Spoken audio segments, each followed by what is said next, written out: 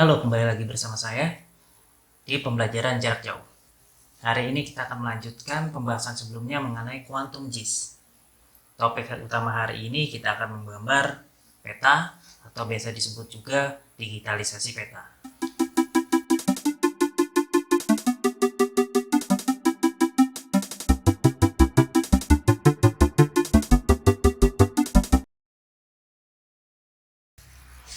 Pertama-tama sebelum kita masuk ke dalam aplikasi quantum GIS, sebelumnya saya akan membahas beberapa item yang akan dipergunakan dalam menggambar peta. Salah satunya adalah titik, yang berikutnya adalah garis, dan yang ketiga adalah poligon. Nah, nantinya ketiga item ini akan kita sering jumpai dalam menggambar peta di dalam quantum GIS ataupun di dalam aplikasi geographic information system lainnya. Di sini saya akan menjelaskan apa itu titik. Titik itu meliputi semua objek garis atau geografis, pada umumnya selalu dikaitkan dengan penggunaan sumbu X ataupun sumbu Y. Satu buah titik itu mempunyai atribut dan karakteristik dari titik-titik digambarkan di dalam tabel atribut tersebut. Untuk memperjelas, saya akan mencontohkan melalui aplikasi portal gis.go.id. Kita masuk saja. Nah, di sini ada transportasi darat. Kita tinggal klik. Nah, ini salah satu pemanfaatan dalam penggunaan titik adalah menjelaskan simpul-simpul transportasi seperti terminal, dermaga, bandara, ataupun stasiun. Nah, ini dia ada beberapa macam tipe terminal tipe A. Di sini bisa dilihat tipe terminal tipe A. Tipe berikutnya ada berapa? 129. Ini bisa kita zoom out. Oh, di sini kita menggunakan plus ya.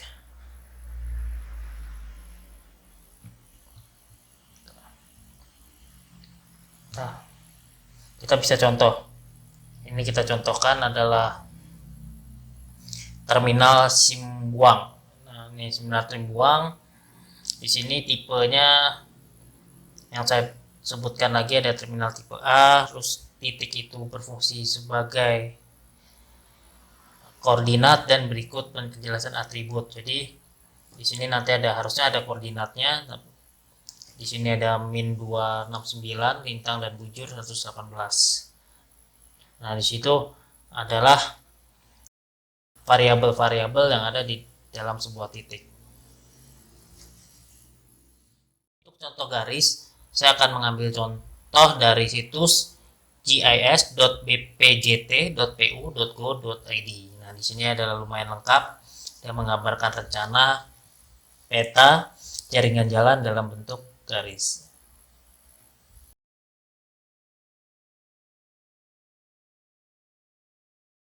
Nah, dalam situs GIS BPJT ini digambarkan ada dua garis jalan, yang satu berwarna merah itu menandakan operasi, yang satunya berwarna ungu menandakan konstruksi. Peta yang ditampilkan di sini mengoverlay peta yang ada di Google Maps, jadi kita bisa dengan mudah memperkirakan kira-kira jalan tol ini sejauh mana, ataupun informasi apa jalan yang akan dibangun itu ada di daerah mana. Contohnya ini yang ada warna ungu, kita bisa melihat. Nah, nanti di dekat sekolah STD itu ada tol baru. Selain jaringan jalan, contoh lain pemanfaatan garis di sektor transportasi adalah jaringan perkereta apian, jaringan penyeberangan, ataupun jaringan penerbangan. Jadi itu semua bisa digambarkan dalam bentuk garis. Berikutnya adalah poligon. Poligon itu adalah gambar peta di mana dia punya suatu luasan wilayah. Ini contohnya saya ambil dari situs gis.bpbd.jakarta.go.id. Ini adalah peta wilayah banjir tahun 2017. Jadi di sini akan dilihat yang warna coklat ini adalah wilayah-wilayah banjir di Jabodetabek pada tahun 2017. Jadi kita bisa tahu seberapa besar luas wilayah tersebut jika kena banjir. Ada kalanya titik, garis ataupun poligon itu adalah jadi satu kesatuan, tergantung dengan berapa besar skala dalam peta. Mempunyai dua layer, satu lokasi kampus dan jalan. Mari kita lihat di lokasi kampus ada apa, tinggal kita checklist. Di sini adalah poin, titik, state DD, dan berikutnya adalah jalan. Mari kita lihat. Yang bawah ini kita unklik dulu karena isinya poligon. Nah, ini dia. Di sini digambarkan bahwa STD itu kalau kita zoom out adalah sebuah titik. Tetapi kalau kita lihat detail, di situ ada garis jalan. Bagaimana ini jalan saya simulasikan dari dormitory menuju ke kelas. Kalau bisa lihat detailnya, kita ganti base mapnya, kita lihat ke satelit. Ini dia. Nah, di sini karena penggambarannya garisnya warna hitam sehingga sedikit menyusahkan. Tapi ini adalah contoh bagaimana peta dilihat dari skalanya itu akan bisa berubah titik, bisa akan berubah garis. Dan kalau garis-garis itu menjadi satu, udah akan menjadi poligon. Mari kita lihat lagi di sini. Kita hidupkan lagi areanya poligon. Nah, ini dia. Ada wilayah kampus STTD. Saya akan memberi tambahan. Ini yang saya pergunakan adalah aplikasi My Maps dari Google. Yaitu difungsikan untuk mengkustomisasi dari Google Map. Di situ kita bisa nambah titik dan bisa menambah jalan. Misalnya contohnya di sini tadi ada jalan. Kita tinggal lihat. Misalnya jalan ini ada satuannya, mil.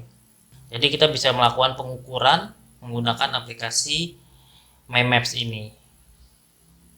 Apabila berminat, bisa tulis di kolom komentar. Saya akan membuat tutorial bagaimana kita mengcustom My Maps. Dan aplikasi ini gratis, dapat di-download di Play Store ataupun iOS.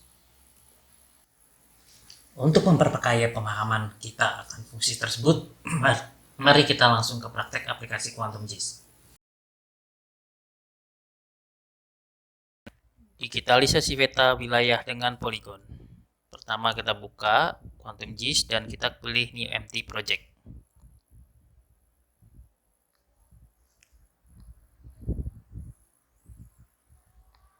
Kedua adalah kita import file yang akan kita gunakan. Di sini saya naruh filenya ada di disk PC, terus ada di download.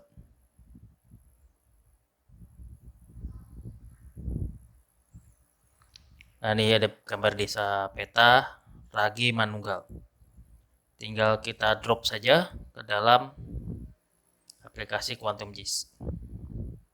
Otomatis akan menghasilkan layar. Sebagai catatan, pembelajaran digitalisasi peta dalam video ini menggunakan gambar tanpa data referensi geografis. Maksudnya, peta tersebut tidak mempunyai titik koordinat, sehingga nanti apabila kita melakukan layering dengan peta yang mempunyai data informasi geografis ataupun dengan Google Map, ini akan diproyeksikan berbeda. Dalam arti dia tidak dapat di overimpose dengan peta yang ada referensi geografis. Untuk scroll, digunakan untuk nge-zoom peta. Langkah pembuatan peta, kita cukup new save file. Ini akan menghasilkan layer baru.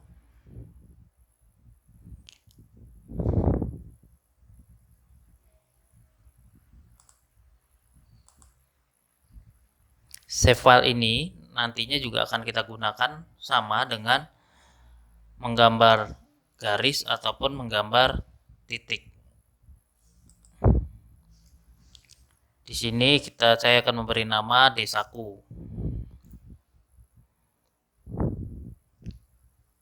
Jangan lupa geometri tipenya adalah point. Maksud saya poligon kita pilih. Karena kalau memilih point itu artinya kita memilih titik. Habis itu kita cukup enter saja. Di sini sudah hasil ada layer baru nama desaku. Filenya ini SHP yang bisa dipergunakan di aplikasi selain QuantumGIS. Kita lakukan edit. Pilih di toolbar ada toggle edit. Terus kemudian kita create. Kita lakukan dari ujung terluar atau batas wilayah.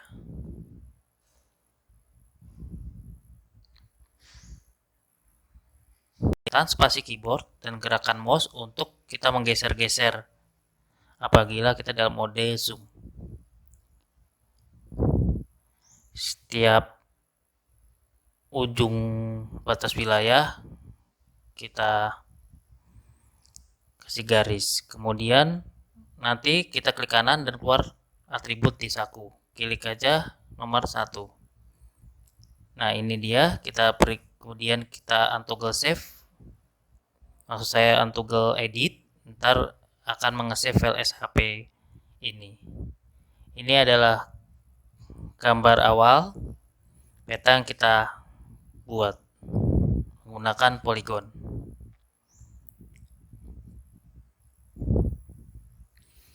Kita unchecklist atau checklist untuk melihat apakah sudah sesuai.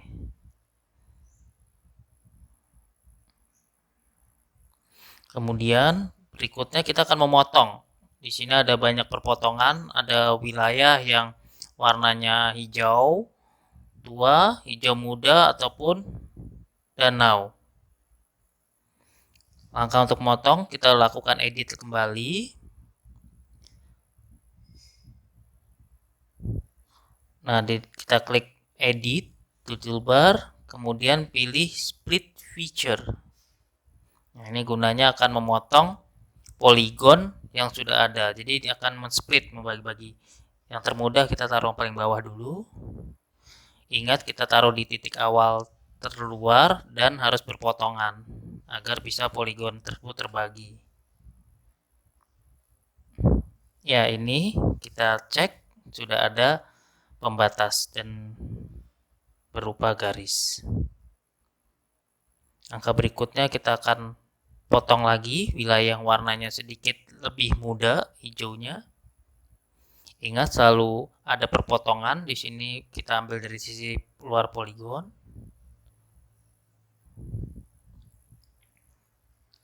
Dan kita klik kanan. Ataupun cukup dengan klik kiri saja. Kita lakukan lagi toggle tombol edit supaya selalu menge-save file yang kita kerjakan. Nah, di sini bisa kita lihat sudah ada 2 wilayah yang baru kita buat. Total di sini ada 3 wilayah. Berikutnya kita lakukan perpotongan poligon untuk setiap warna-warna yang ada di dalam peta. Selalu diingat lakukan perpotongan selalu di luar poligon agar ada persinggungan garis. Supaya mempermudah perpotongan gambar, kita lakukan di gambar peta desa Ramanunggal, kita properties, kita pilih transparansi dan global opacity-nya di bawah 100. Di sini saya geser menjadi 30 dan apply. Nah, gitu kita lihat peta dasar kita semula menjadi lebih transparan sehingga mempermudahkan kita untuk memotong. Sekarang tinggal lanjutkan pemotongan poligon untuk bidang-bidang yang lain. Sekali lagi, jangan lupa kita selalu ada perpotongan garis seperti ini.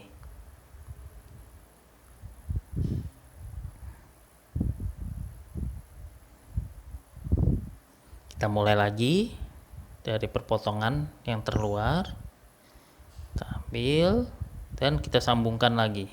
Ini ada perpotongan, jadi poligonnya sempurna terpotongnya. Kita lakukan lagi.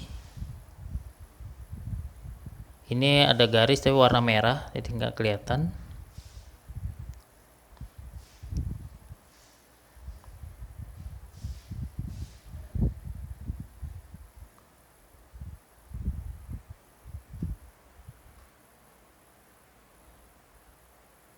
Dan yang terakhir kita lakukan perpotongan untuk danau.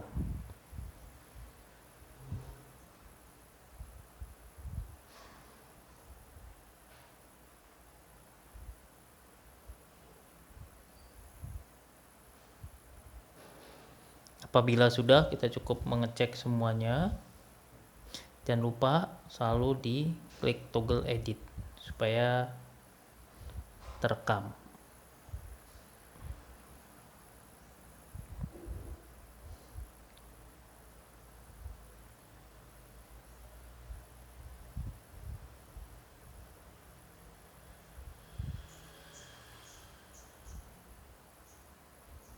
Apabila kita lihat warna-warna di dalam peta ini ada berbagai macam warna, sekarang kita memberi pewarnaan tersebut.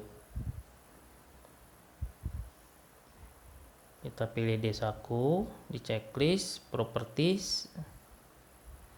Di sini kita simbiologi, semula single simbol. Kita taruh categorize. Value-nya milih ID.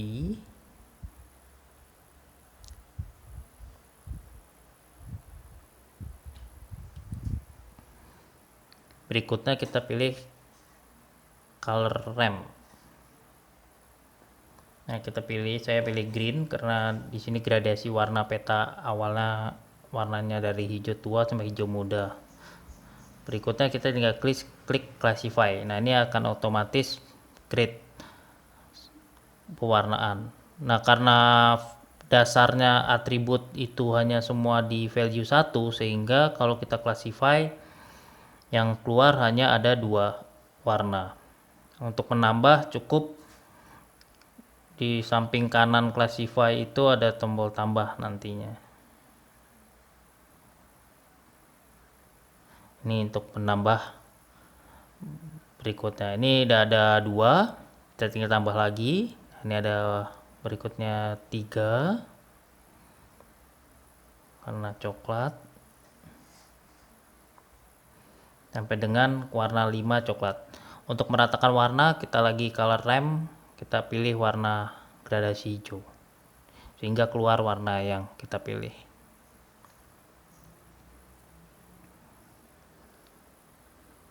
Nah, ini kita cari warna air, simbol yang nomor 1 di sini saya edit manual.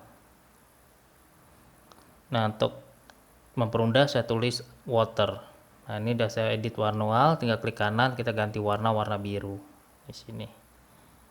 Nah, kita tinggal pilih warna yang kita hendaki.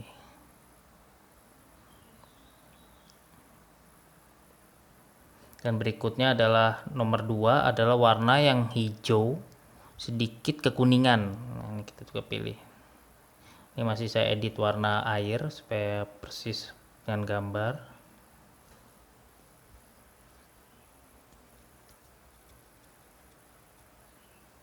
Nah, berikutnya kira warna hijau yang saya edit sedikit agar kekuningan.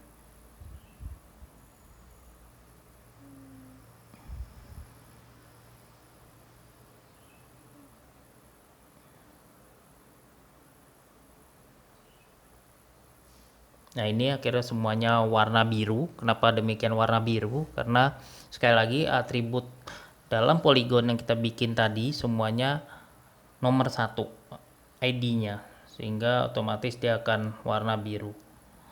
Untuk mewarnai kita tinggal edit atribut yang ada, yaitu kita lakukan edit,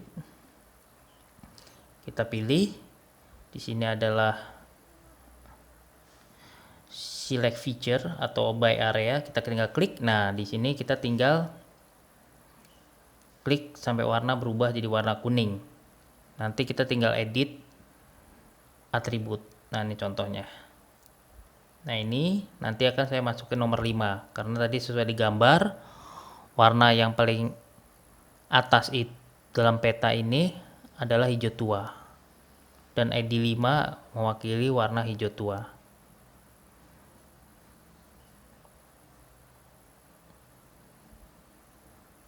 Nah, tinggal kita lakukan pewarnaan untuk daerah lainnya sesuai dengan gambar referensi kita.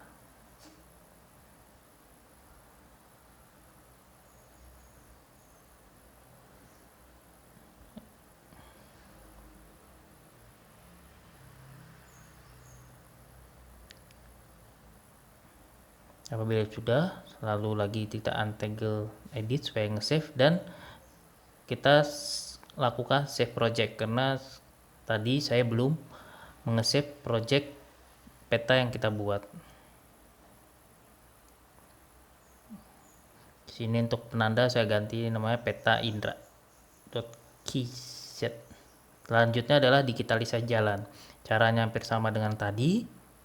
Kita new save file layer, saya tulis jalan. Nanti yang beda adalah geometri tipenya. Geometri tipenya saya pilih line karena kita jalan berupa garis. Kemudian kita tinggal OK. Nah, ini kan saya ambil contoh jalan besar saja yang berwarna hitam dan berwarna merah. Berikutnya layarnya kita lakukan toggle editing.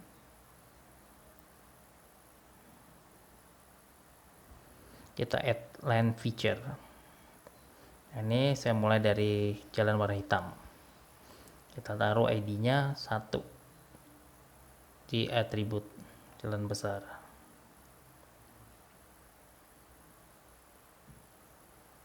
Kemudian langkah berikutnya ada yang jalan berwarna merah.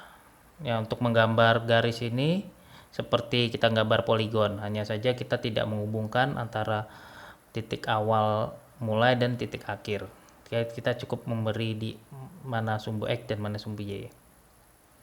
Langkah berikutnya seperti cara sebelumnya kita warnakan. Kita properties klik yang layer, kita Symbiosis Logi, kita pilih kategori. Nah, ini ada saya pilih ID-nya sama, terus color RAM-nya nggak berbeda. Di sini kita tulis kolektor, saya taruh legend.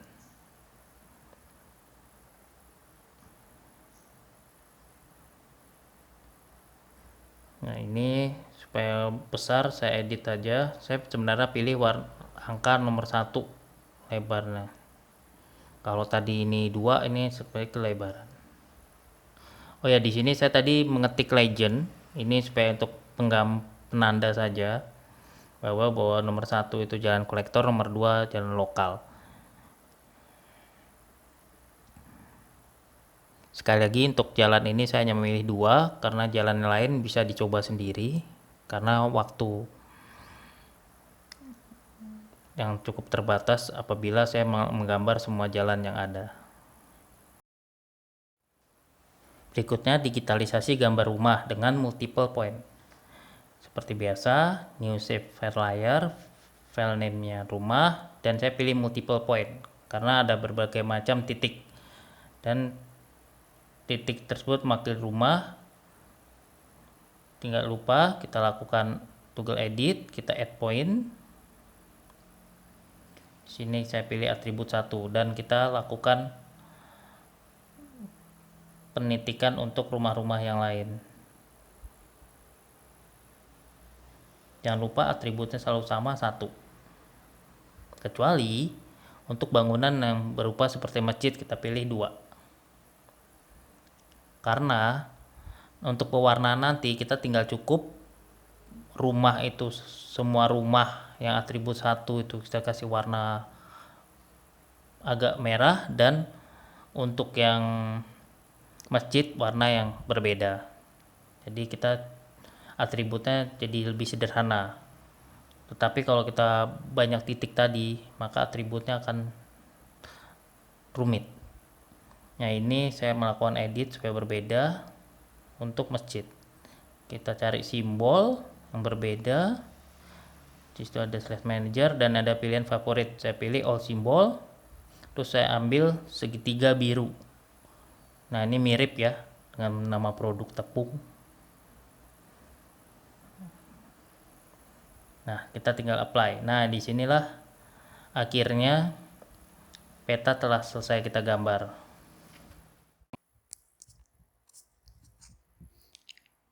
Dengan gambar peta yang kita lakukan, kita mempunyai sekarang 3 layer. Ada layer rumah, kemudian ada jalan besar dan desaku.